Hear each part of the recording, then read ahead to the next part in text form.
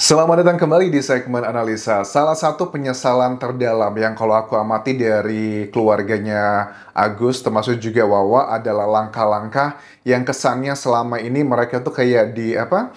Kayak di apa ya? Disupport dari kuasa hukum dan juga mungkin orang-orang terdekatnya. Tetapi ternyata efeknya itu nggak baik buat Agus sendiri dengan reaksi sekarang. Densu pun sudah menyatakan dengan tegas dia sudah tidak mau lagi melakukan kayak mediasi, ya mungkin bisa mediasi di channel YouTube-nya, tapi dia mengatakan tidak mau kalau dia menjadi hostnya, karena nanti akan terjadi hal-hal yang sifatnya sudah tidak lagi kayak apa ya, nggak fair gitu, karena dia sudah dilaporkan juga oleh Farhad Abbas. Nah, ini terkait dengan statement, kalian masih ingat dulu waktu Agus, Wawa, dan juga kuasa hukum mereka mengatakan yang senada bahwa uang 90-an juta rupiah atau sekitar 95,8 juta ya tepatnya, yang katanya itu kan dipakai oleh Wawa untuk katanya bayar hutang rumah 35 juta, terus juga untuk bayar sekolah dan lain-lainnya. Densu kan mengatakan akan menggantinya. Nah, Densu di sini memberikan statement waktu wawancara dengan Deddy Corbuzier. Ada poin yang dia katakan, sebenarnya saya itu nggak masalah. Saya udah bilang sama Novi. Dia bilang apa poinnya? Katanya, udahlah, nggak usah dipanjangin lagi lah, katanya. Saya sudah bilang dari awal, nggak usah diperpanjang, nanti biar saya yang tangani uang yang dipakai sama keluarga Wawa. Tapi gara-gara malah justru ada drama dan pelaporan ini, sepertinya Densu mengurungkan niatnya. Coba kita simak cuplikan obrolannya dengan Deddy Corbuzier berikut ini, teman-teman. Saya bilang, sudah Nov, biar uang yang 90 sekian juta ini kan masih dipermasalahkan sama Novi, dan wajar dipermasalahkan karena dipakai untuk hal yang lain. Nanti saya urus. Oke. Sudah Nov, uang yang 90 jutaan sekian ini dipakai, nggak usah dipermasalahkan lagi, tapi itu wajar dipermasalahkan sama Novi karena memang bukan untuk yang seharusnya, tapi biar saya mengurus. Sebenarnya niatnya Densu baik ya, dia berada di tengah-tengah, dia nggak mau bilang, udahlah Nov, nggak usah diperpanjang, biar saya yang ganti. Itu kesannya kayak Densu nanti nggak menghargai Novi, bukan masalah uangnya, tapi kan masalah tentang pertanggungjawabannya. Itu yang poin pertama. Tapi nggak usah khawatir juga buat keluarga Wawa, nanti saya akan ganti. Terus kenapa sudah ada statement tersebut, Wawa pun juga sudah memahaminya, ternyata mau diganti awalnya, tapi malah justru melaporkan Novi dengan dua laporan loh. Pertama pencemaran nama baik, yang kedua adalah yang dugaan pemerasan. Ini yang ngebuat Densu berpikir, ada apa gitu? Ya selesai ya. Urus sama saya lu ganti. Iyalah, udahlah, tutup mata lah. Selesai ya? Sudah. Wawa, makasih Bang Den. Ini Wawa juga cengli loh. Ini surat kuasa surat sertifikat saya kasih ke Bang Den aja ya, sebagai bukti saya mau tanggung jawab. Jangan kasih ke Novi aja. Ya Bang Den, ribut besoknya.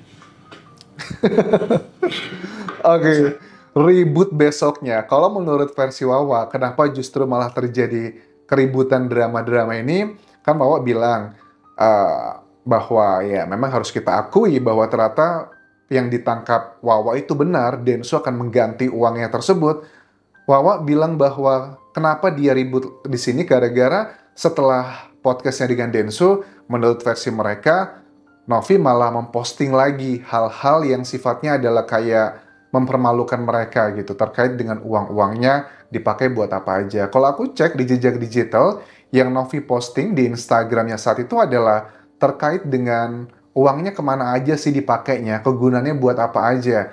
Ya menurut aku orang tuh gini ya, mungkin Wawa tidak bisa memahami apa yang disampaikan oleh Denny Sumargo. Ini mungkin ada kesalahan cara penyampaian dari Densu, karena kenapa aku bilang ada kesalahan dari Densu? Mungkin tidak semua orang tuh bisa memahami kata-kata yang disampaikan dengan bahasa kiasan atau makna. Kadang tuh ada yang tidak bisa memahami dengan detail seperti itu. Harusnya Densu ya ngomong ke Wawa dan juga keluarganya harus disalahkan dulu. Kalian salah telah memakai uang itu, tapi ya sudah, saya akan ganti. Kan kalau dengan gayanya Densu waktu bilang awal dulu, kesannya dia tidak mau menyalahkan keluarganya Wawa juga, tapi uangnya akan diganti. Nah itulah yang ngebuat keluarganya Wawa dan juga Agus ngerasa percaya diri gitu loh. Orang Densu aja yang mengumpulkan dari para subscribersnya yang 1,5 miliar aja, dia legowo tenang-tenang aja, kok Novi malah yang seperti itu gitu loh. Jadi mereka tuh ngelihatnya, sudut pandangnya tuh nggak seperti pada masyarakat pada umumnya. Ya, ini bagian yang menurut aku niatnya baik, Densu. Cuman ada beberapa yang harus disampaikan secara eksplisit, nggak bisa secara kiasan. Dan Densu juga menjaga kedua belah pihak nggak bisa juga. Itulah yang menyebabkan kenapa kok malah jadinya seperti ini. Itu yang aku tangkap ya, kenapa sampai Wawa dan juga Agus sebegitu percaya diri dan yakinnya, walaupun mereka sudah melakukan kesalahan, tapi mereka menganggap itu adalah kesalahan kecil gitu loh, nggak terlalu penting-penting amat. Ya mungkin karena ada statement-statement yang di podcastnya Densu yang tidak menyalahkan mereka secara langsung. Saya mau pingsan. Farhad datang, jadi kuasa hukum, segala macam ribut. Ya, saya sempat ngomong sama Bang Farhad, mendingan mundur kalau lu tidak bisa menyelesaikan dengan baik. Nah itu hak gua dong, bukan gua bilang kapasitasnya sebagai lawyer itu jelek. Tidak, saya tidak ada bicara di situ. Oke, ini aku setuju. Pada saat Farhad masuk, langsung semuanya menjadi kisruh ya. Aku ingat banget momentum pertama Farhad itu ngobrol dengan Agus adalah pada saat dia video call. Kan video call yang ternyata baru kita ketahui itu adalah video call dengan HP-nya Zainuddin, salah satu kuasa hukumnya Agus yang pertama kali juga menurut dia yang mempertemukan antara Farhad dan juga Agus ya. Video call Farhad, kemudian Farhad itu ngomel-ngomel, kasihan ini orang kecil ABC dan dia diposting ke Instagramnya. Setelah itu baru heboh sampai sekarang, kayak makanya nggak heran sebagian orang berpikir apakah jangan-jangan Farhad ini yang malah mengompor-ngompori semakin besar gitu. Padahal terlepas siapa yang salah dan yang benar, beberapa hari lalu pada saat mediasi pada akhirnya Densu dan Novi menyimpulkan, ya ini adalah uangnya Agus, silahkan dikelola tetapi dengan syarat adalah harus ada pihak ketiga dan juga rekening baru. Permintaan sesimpel itu aja ngebuat mereka kok sulit banget untuk dituruti. Padahal dengan kalau kita telusuri siapa yang salah dan benar, kita udah bisa melihat. Tapi Densu dan Novi ya udahlah, nggak usah dipikirin siapa yang salah dan benar. Yang penting pada fokusnya adalah pada penyelesaian masalah ini. Itu aja timnya Agus sulit sekali memahami apa yang berusaha untuk dicapai. Kan aneh kan di situ. Substansi itu. Saya menganggap bahwa dengan datangnya dia, dengan proses yang sudah sebulan ini, saya melihat bahwa ini sudah tidak bagus arahnya. Lu harus mengambil tindakan tegas nih, Bang Farhad. Artinya lu harus bersikap sebaik mungkin untuk bisa bermediasi dengan Novi untuk penyelesaian. Tapi itu nggak yang terjadi. Ini paling besar si Agus. Yang paling besar, yang rugi adalah si Agus, itu adalah benar banget teman-teman. Karena sekarang Agus kayaknya nyesel ya dia dengan langkah-langkah yang diambil, beberapa strategi yang justru malah potensi dia kehilangan uang 1,5 miliar itu sangat tinggi. Bahkan kan kita lihat di yang terakhir aku update hari ini terkait dengan uangnya Agus yang diberikan ke dia di donasi, itu kan nilainya cuma 1 jutaan rupiah. Padahal yang dipakai oleh dia itu kan sekarang ada 200 jutaan kurang lebih yang ada di tangan keluarganya Agus. Kan yang 1,3 miliar di Yayasan Novi dan total donasi itu lebih dari 1,5 miliar kalau ditambah dengan perintilan-perintilan yang lainnya. Nah kemudian Densu juga mengatakan bahwa kalau untuk Novi katanya dia setangkepnya dia, Novi itu nggak masalah dilaporkan. Dia serba salah antara donatur dan juga Agus. Karena kalau dia memberikan uangnya 1,5 miliar ke Agus langsung begitu aja, nanti dia ngerasa bahwa donatur itu marah gitu. Karena donaturnya ngerasa Agus ini nggak layak lagi buat dibantu, bahwa ada hal-hal yang seharusnya diprioritaskan malah dikasih ke orang lain. Coba kita simak cuplikannya berikut ini ya. Uang itu dibalikin ke Agus oleh Novi, berarti Novi sudah lepas tanggung jawab terhadap pengobatannya. Nah, maunya Novi supaya enak, jangan sampai nanti dia lagi yang kena. Dia maunya caranya juga enak. Itulah kenapa Novi itu sampai sekarang dia bingung ini gimana baiknya. Satu, dia udah sebenarnya dia tidak masalah sih dia dilaporkan, itu sebenarnya gue dari pengacaranya ya. Oke, poin ini menurut aku kurang setuju. Ya, Novi mungkin menyampaikan di luar, nggak masalah Mas Agus, silahkan laporkan saya dan sebagainya. Yes, Secara kata-kata mungkin Novi mengatakan seperti itu nggak masalah. Tapi secara realitas aja lah. Kalau kita dilaporkan orang, masa sih kita nggak masalah? Novi juga manusia biasa, dia bukan robot. Dia pasti ada rasa kecewa atau sakit hati. Pasti ada gitu. Tapi kan dia berusaha menunjukkan, ya udahlah kalau memang saya dilaporkan, mungkin adalah resiko dia. Dan justru ini ngebuat netizen tuh semakin kayak simpati gitu loh.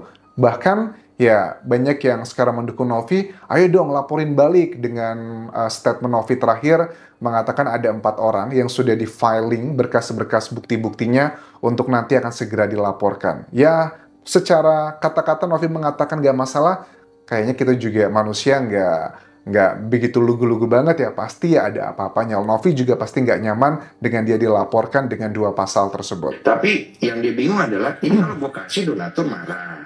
Terus netizen marah, terus ini marah. Jadi baiknya gimana uang ini? Kepencet juga dong. Kejepit banget, semua kejepit. Nah, Farhad Abbas juga posisinya kejepit. Oke, kalau Novi kejepit aku paham. Karena dengan kondisi yang disampaikan Insu tadi. Tapi kalau Farhad Abbas kejepit, maksudnya gimana nih? Aku unik nih, kenapa dia kejepit Farhad Abbas di sini? Kenapa? Karena dia kan udah dihujat, dia udah di ini, dia udah diginiin segala macam. Dia udah bingung. Sama kejepit semuanya. Kalau untuk Farhad Abbas aku kurang setuju kata-katanya Densu bahwa dia terjepit. Kenapa aku nggak setuju? Karena sepertinya dugaanku ya, ini adalah yang diinginkan gitu, memperpanjang kasus ini ke depannya. Kalau memang Farhad itu ngerasa kejepit dengan Novi yang sudah menurunkan tingkat keinginan atau ekspektasinya dengan Agus, dengan mengatakan iya uangnya untuk Agus semua, tapi dengan syarat adalah buka rekening baru, terus juga dengan ada pihak ketiga, itu sudah level yang paling rendah banget menurut aku, begitu toleransi tinggi banget. Nah, kalau dari Farhad Abbas ngerasa udah kejepit, ya udah diterima aja, toh uang jadi milik dia, Agus bisa berobat, damai, selesai. Tapi kan ternyata dari timnya Agus yang pengen memperpanjang ini. Kalau seandainya mereka tidak hadir dalam mediasi kemarin pun, bukan seandainya sih memang nggak hadir gitu ya, tapi ada komunikasi, karena ada perwakilannya juga disampaikan di situ, akhirnya disampaikan, oke, kita terima dengan penawarannya Novi, silakan ini rekening barunya, dan orang ini yang akan melakukan pengawasan uang tersebut.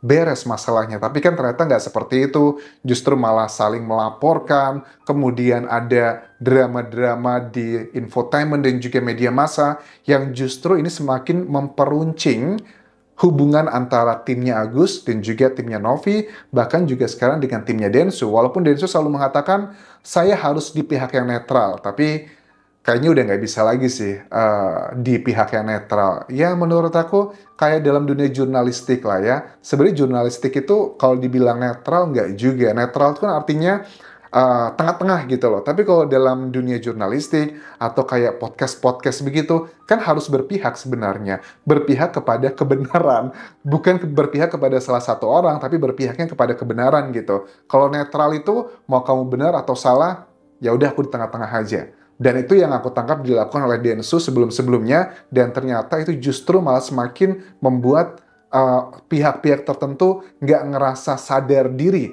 bahwa dia telah melakukan kesalahan. Terima kasih sudah menonton. Sampai ketemu lagi di video berikutnya. Tinggalkan like dan juga komen, subscribe channel YouTube ini, follow Instagram, Facebook pageku, dan juga akun TikTok Dian Jasa Sumara. Sampai jumpa.